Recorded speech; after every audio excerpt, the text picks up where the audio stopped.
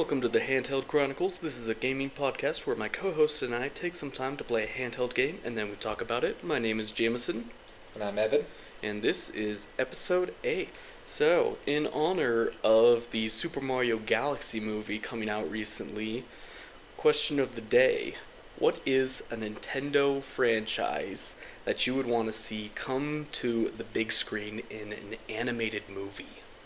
I would really like to see The Legend of Zelda Breath of the Wild as a theatrical feature. Or probably like a TV show. Do it animated, epic fight scenes between Link and all the Ganon. I think that'd be like a really cool movie to watch. I'm not sure. They said they're doing a live action. Not a big fan of that. I feel Link should stay a cartoon and drawn. Yeah, I'm very interested to see how they... Because I'm assuming they're going to try and tie in all of these Nintendo franchises. Since Stop that. like, with the live action, it'll be interesting to see if they're going to just have the same voice actors do an animated if they were to come over, or if they would just, like, say that's a side project and something different altogether. Because, I mean, you've already got multiple Zelda timelines anyway, so that would work, technically. Yeah. So. How about you? What's the franchise you need to see a movie of? I don't know. The one that just kept coming back to me was Pikmin. Yeah. I think it's very cutesy in some ways, but also kind of terrifying with, like, the monsters being so gargantuan. And I would love to see who they would cast to voice Olimar, especially since he canonically has, like, a super deep voice. I really want them to keep that up, but I don't know how it would work. But I don't know. I like the lore behind it. It's pretty interesting how it's like all this dystopian. I mean, is it dystopian? It's all not just dystopian, regular but like, Earth. Yeah, just Earth after human life, basically. Yeah. So, yeah, but it would, if they were to try and bring over, crossover or whatever, since he is very small, it'd be interesting to see how they go around that. Maybe he just eats a super mushroom or something. I don't know. Maybe they just say, screw it, he's a normal-sized person, just a little short guy. But yeah. I don't know. I do know Pikmin are in the Mario Galaxy movie in some way, so you haven't seen it yet, right? I have not seen it, no. Yeah. I've got my tickets, but still waiting. Yeah. Very excited. So, Evan, what game are we talking about today? We're doing Wario, Master of Disguise on the Nintendo DS. Overview.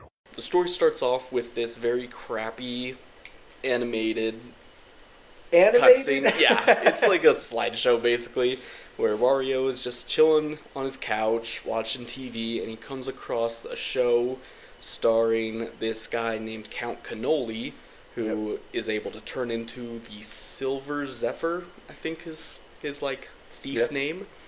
And he just goes around stealing a bunch of gold, and Wario gets jealous. So in a matter of seconds, he runs into his back room and creates the Telmet, which allows him to... Take that, Mr. Egad. Yeah. Years to develop the poltergeist? Nah. Insert me into a television show off the, 10 seconds of work. Yes. Does lead to questions like, what happens if somebody turns off the TV, or is this just, how does this work? Is he affecting the story being told since it's supposed to be all recorded, or is he confirming the story by inserting himself? It's just very weird. But don't think about it, guys. Yeah, we're not supposed to think too hard about it, but yeah, creates the Telmet and is able to jump into the TV, basically Sword Art Online style, basically. Yeah. So, right off the bat, he gets in there and totally body slams Count Cannoli and steals his wand, transforms into his thief form, and takes on the name of the Purple Wind because, fart jokes. It's Wario's main gimmick. Have you seen him in Smash Bros? I have seen him in Smash Bros. Yeah, he's gonna fart all over you. It's just a little too on the nose for me. I mean, first of all, his color is yellow. It's not purple. I get that his costume is mainly purple, but I don't know. It's just because Waluigi doesn't have a secondary color.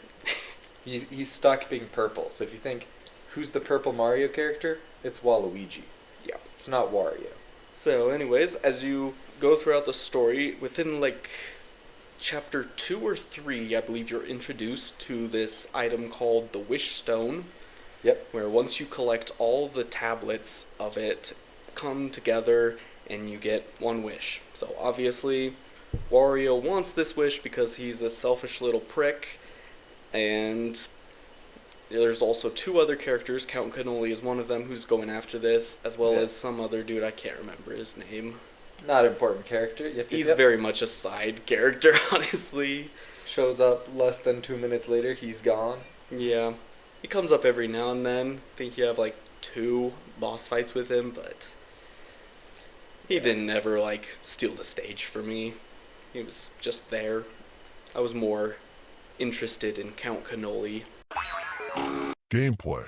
You've got the D-pad and or the A, B, X, Y buttons. yes to do your direction and jumping, which is okay. Like, I like that there's compatibility whether you're left or right-handed, because your other hand is going to be fully occupied with the stylus 24/7. Yeah. So first of all, I don't like that the jumping is assigned to a button. That just feels very awkward to me. It's a little bit awkward. The worst bit about the jumping is, yes, the up arrow on the D-pad and the X button are both jump. But to get actual, like, good jumps, you have to hit the buttons. Like, I'm right-handed. I'm using my left hand to use the D-pad to move around. Got the stylus. And then if I actually wanted to jump, I had to reach up and press the X button so I could actually get a good jump going on. Mm-hmm. It was really annoying. Yeah. I mean, you kind of get used to it, hopefully, but you're not really. No. It just stays weird. It's just how many times it forces you to use the stylus. That's what I consider to be the bigger problem. And like how fast you have to use the stylus and how precise you have to be.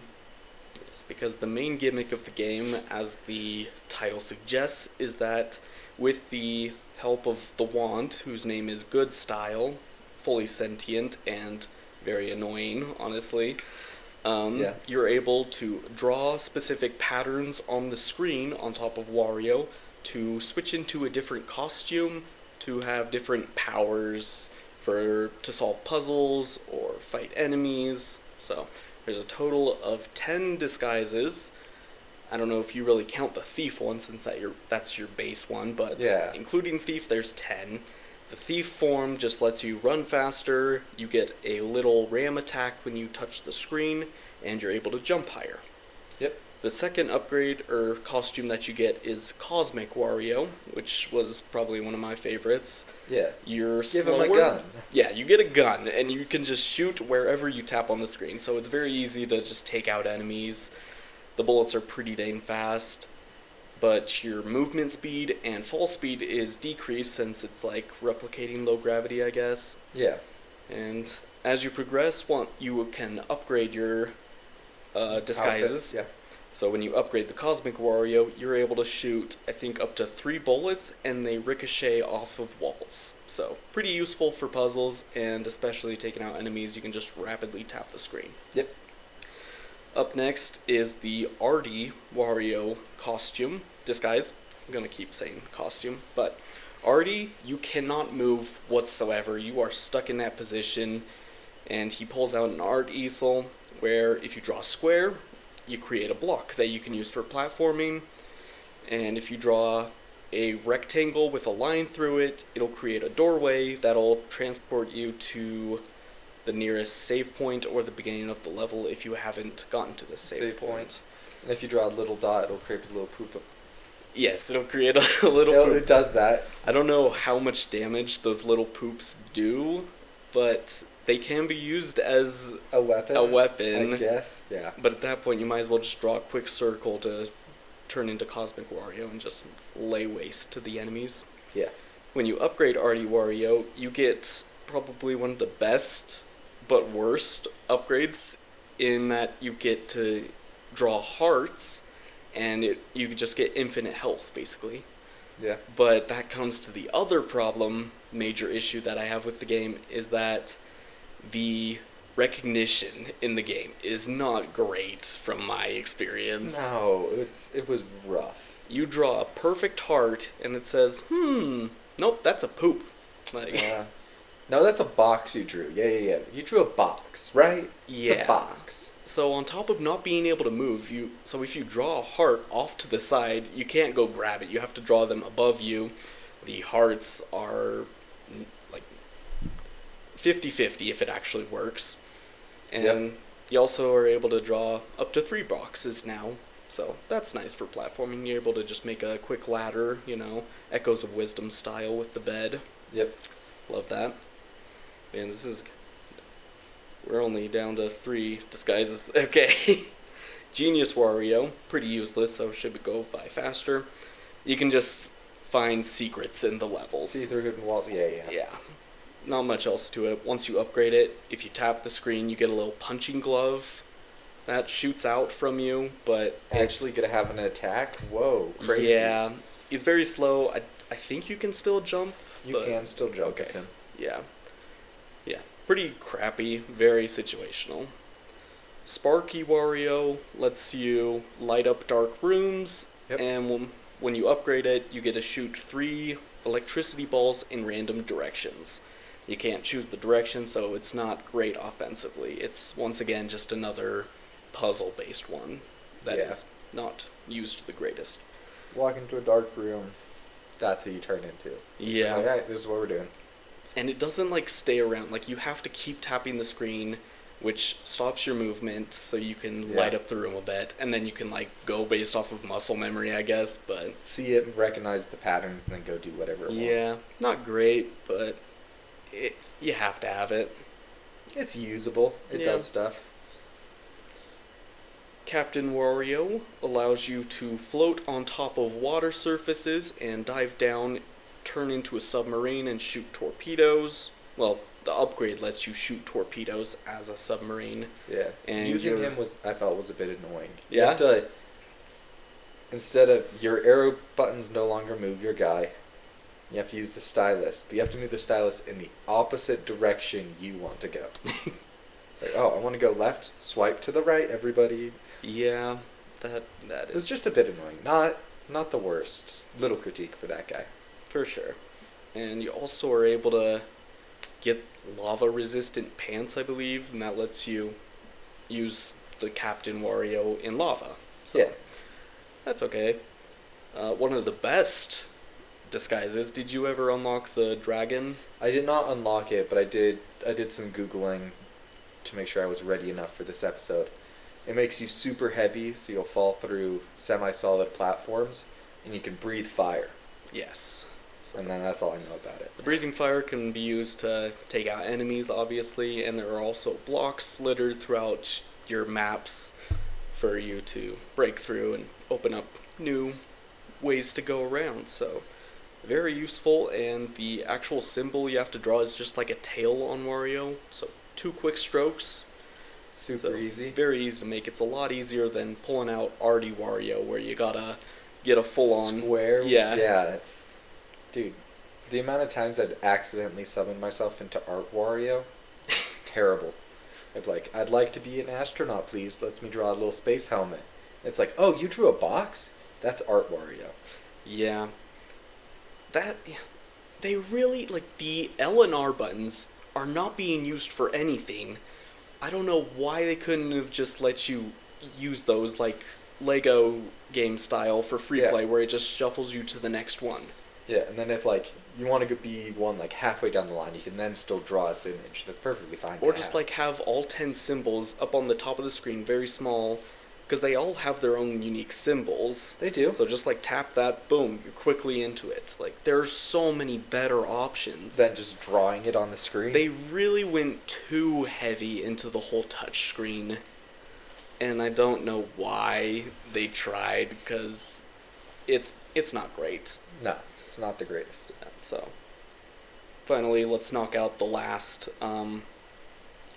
disguise. It's Wicked Wario, where he just turns into a little devil, basically. And gets to fly. He gets to fly, which is pretty nice for platforming and going back to levels, collecting stuff you missed. You're able to just skip a lot of stuff. But to fly, you have to blow into your mic.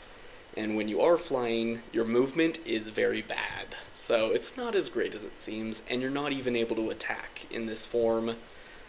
So, yeah. The ease and convenience of moving and just being able to fly and not having to find like the weird things to jump around or turning into Art Mario and drawing your 3 little boxes. Yeah. That convenience alone is worth, For sure. worth dealing with not being able to attack.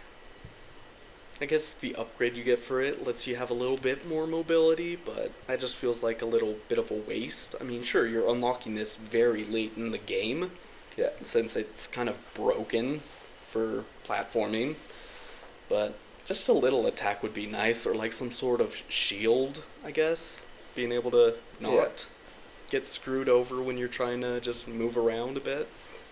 Yeah. So, this is basically a Castle or a Metroidvania style game with 10 chapters total. And just throughout the chapters you'll unlock new disguises, and each one ends with a boss fight. I actually kind of liked the bosses for the most part. They felt like, yes, good style tells you which costumes to switch into, but I thought they were very unique. They were fun and engaging boss fights. It's just annoying to deal with the touchpad to fight them. Yes. Because, again, you have to turn into a whole bunch of different costumes to fight them and defeat them. And so just the constant switching between the different costumes and then using their attacks is just... It's not my favorite, I'll be honest with you. That type of gimmick, not my favorite. They're fun boss fights, they're engaging, they get you. It's like, oh yeah, you gotta switch to this so you can hit it this type of weak spot. Oh, you need to switch to this guy so you can hit this type of weakness.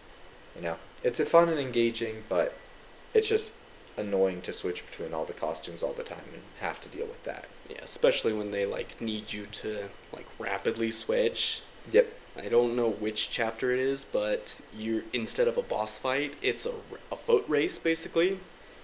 And in order to win, you have to transform into Artie Wario multiple times in order to block the opponent's path with blocks. Yeah. So it's a race, so you got to be quick, but recognition of what you draw is pretty bad. So it's not very enjoyable when you're trying to draw something and it says, oh wow, that's definitely a check mark for Thief Wario, and it's like, it really wasn't. It was not meant to be. I guess it is now. Yeah, so the touchscreen is just a full mess in this game. Yeah.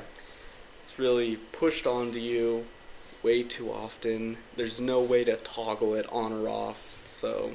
Yeah, and they're certain things that I don't think should use a touchscreen just do. Like going in a door, opening a chest. Yeah. You have to touch the little button and the icon that appears when you walk on top of the object. Yes. Should we talk about the chest then and the The chest? Yeah, let's do it. Alrighty. So, one of the main gimmicks of the game is opening chests, and in order to open them, kind of a lock-picking mini-game or whatever, because it's Wario, and Wario is... known for the mini-games, yeah. It tries to give you a mini-game for you to succeed at. I think you get 40 seconds to complete it. There is, I think, 8 total, so you have tracing a picture without hitting lasers that are moving up and down, left and right, whatever, turning on and off. You have to draw along the path to guide a ball through a little maze. Without lifting up your stylus. Yes, and if you hit a wall, then you lose a life. You have 3 lives before you fail. You will get a quick flash of an image with some colors in, then you have to go off of memory and recolor in what it was. And yeah, that's that one. I thought that was only for the unlocking your upgrades to the disguises and upgrading disguises. That could be. I didn't really pay that much attention. I would just do the things. Do it? Yeah. So I noticed all the drawing ones And, like, the chests have distinct colors based off of what they're for. Yes. And those ones, every time I had to do a little drawing and color everything in, I got a disguise at the end. So that's where my assumption for that was. Interesting. Never ran into one where I didn't have to do that. But I don't know how precise they wanted you to be with that. Like, if you had to color it all in. And if you do try to color it all in, they do not give you enough time to do that. Yeah. I just like, this was roughly where it goes, you know. And I made it look big enough. I filled most of the space. Mm-hmm. Yeah. There's also one where you crush and kill all these cockroaches. Yes, cockroaches will just run across the screen and you just tap them. That was my favorite. It was the easiest. It was the easiest. You had a sorting where you had 5 different icons. And you had to sort the appropriate stuff as they're falling from the sky to land in the right place. Yes. Like a baseball goes to the baseball man, and you have to drag it over there. A diamond goes to the treasure chest. The garlic goes to the lips. The turd goes to the toilet. You know, just the way it is. Mm-hmm. That one also felt pretty easy. Like, it was. It like amps up a bit as you progress through the story, but I mean, you could make it harder on yourself or easier because you could move the lasers where they spawn up and down. Yeah. And it's just to get over the mini game faster. You know, move it down lower, and you're like, yeah, I'm confident I know how to do this. I can do it fast. Mm-hmm. There's also a little 3x3 sliding puzzle. Yep. That'll just mix up a little, and you got to fix that.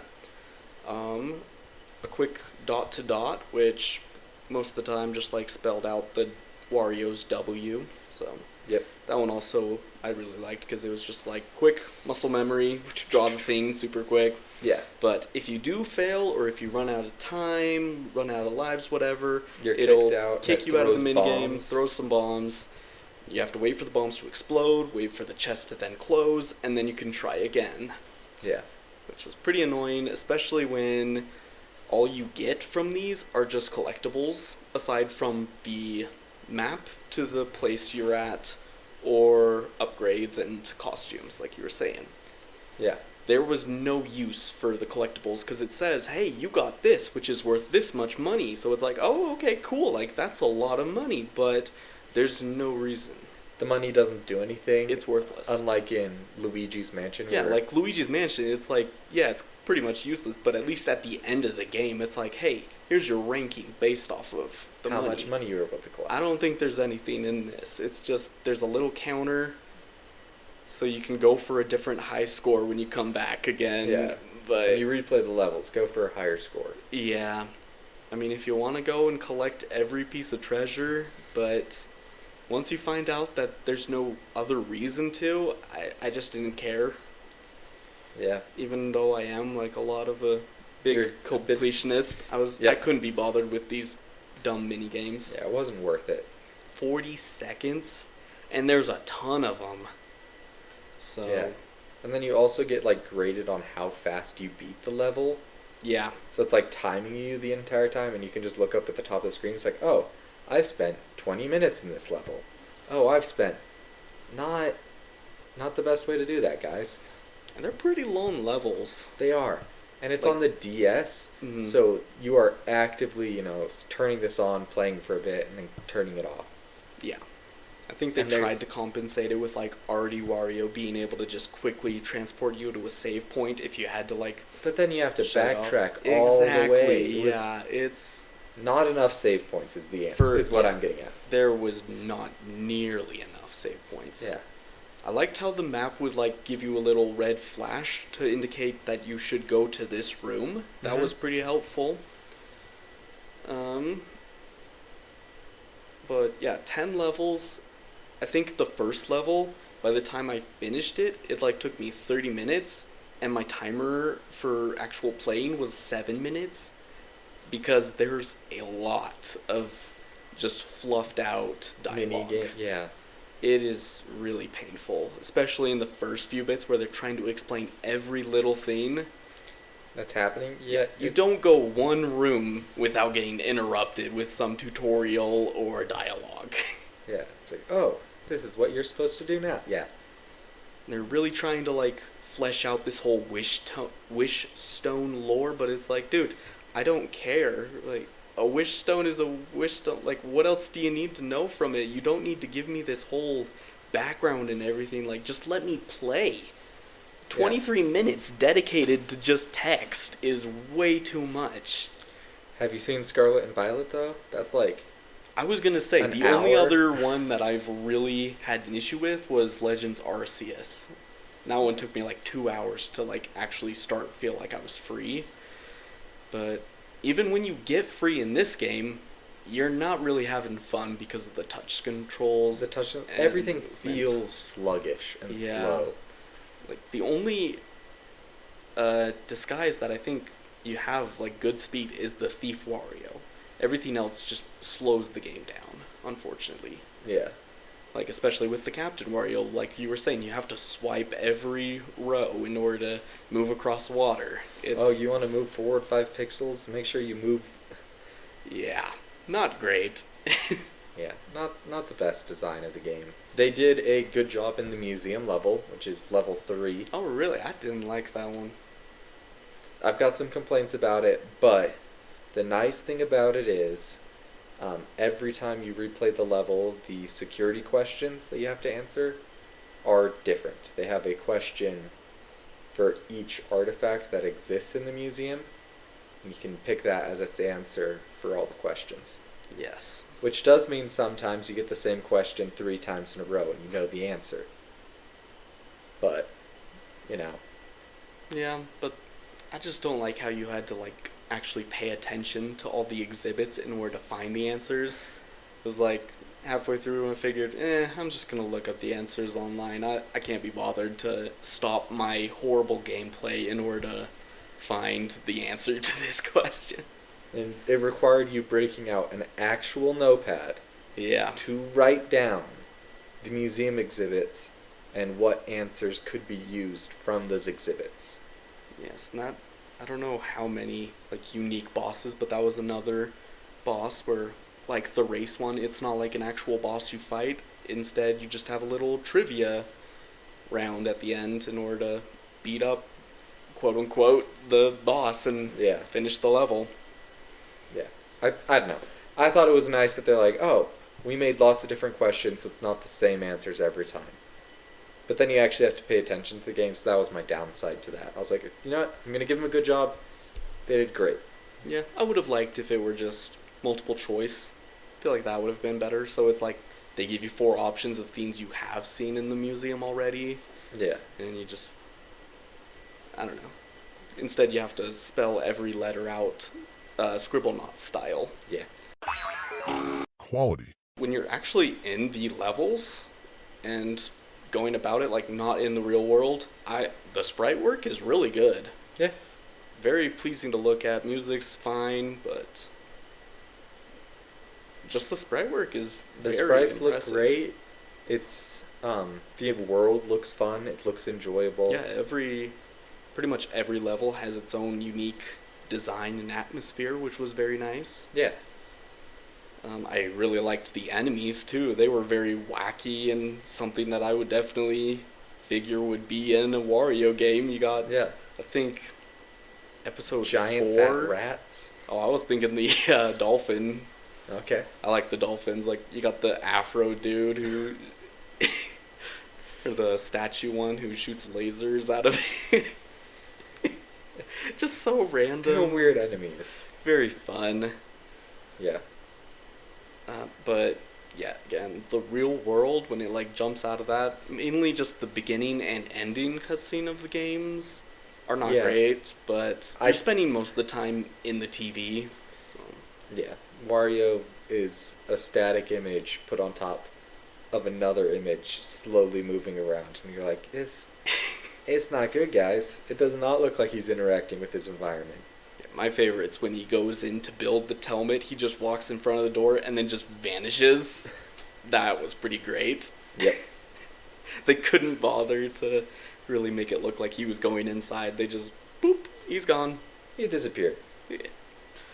We put him under that layer. He's now masked. Yeah, but, I mean, also with quality, I don't think we can go without saying that, again, the flippin' touch controls are not quality. They're not fleshed out They don't work well. They don't do great. And I wasn't even using the regular stylus that the DS comes with. Mm-hmm.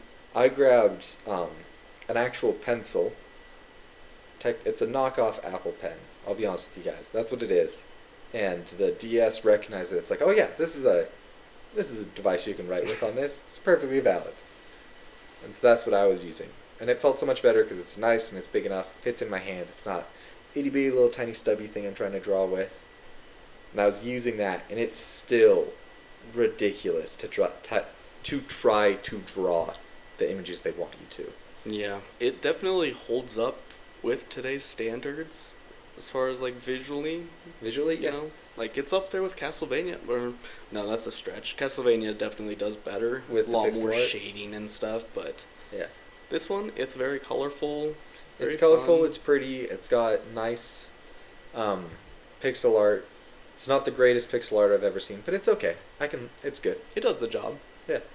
I mean, definitely makes you feel like you're in a different place than the real world since you're jumping into a TV. So it's not what I would expect like TV shows to look like, but no. Way more kind of zany creatures existing and not proper proportions. But that's how Wario regularly is. So like, okay, it's fine. Yeah. Ranking. At the end of an episode, we give a game a score on a scale of 1 to 7 and then average it out. I really wanted to like this game so bad because of how cool it, like not cool, but like how fun it looks, especially with all the different disguises. It's so different, it's so exciting, you want it to be good. Yeah. It's just not. Yes, it is a fine enough concept, but it is just dragged down horribly with so much from the touchscreen controls, the jumping assigned to the up button, the flawed boss fights at times. So as much as I wanted to give it a 4 and say, yeah, it's like, it's fine, you'll enjoy some of it, it's a 3. I'm with you. That's where it's at. It doesn't belong at a 2 because it could have been a fine enough Metroidvania if they fixed a lot of the problems, but it just doesn't feel like they play tested it all that well. Yeah. I'm with you. It feels like a 3 of a game. It's not absolute slop garbage, bad tier game, but it's not good enough for me to want to go back and play it. I played it, and that was good enough for me. I'm not going to go back and play that game. Yeah, for sure. If you really want to play something similar to this, I would just put you in the direction of a Shantae game. It is basically the same thing, just does everything better. Yeah. Which means that Wario, Master of Disguise, for the DS gets a final score of 3 out of 7, but we're going to set it aside so we can spin the Wheel of Destiny in order to see which game we'll be playing next. For the next chunk of time, we will be playing a game, once again on the Nintendo DS, released in 2009, and it's actually a game that I've brought up in this episode. Whoa. Developed by Fifth Cell. I've just bells? Fifth Cell, no, but you did mention Shantae, which is the game I'm expecting. I did mention Shantae, but we're actually going to be playing Scribblenauts. Scribblenauts? Okay. Yes. Very brief mention, but it was there. It was there, yeah. So, it's a pretty classic DS game, so I'm assuming you've at least heard of it. I've heard of Scribblenauts. I have not played Scribblenauts. None of them whatsoever. If they came out with one on the iPhone, I would have played that. I'll tell you that much. I don't know if they did, but I think there's at least 3, maybe 4 on the DS and 3DS library. So, Thank you for joining us, and I'll see you next time. See you later, guys.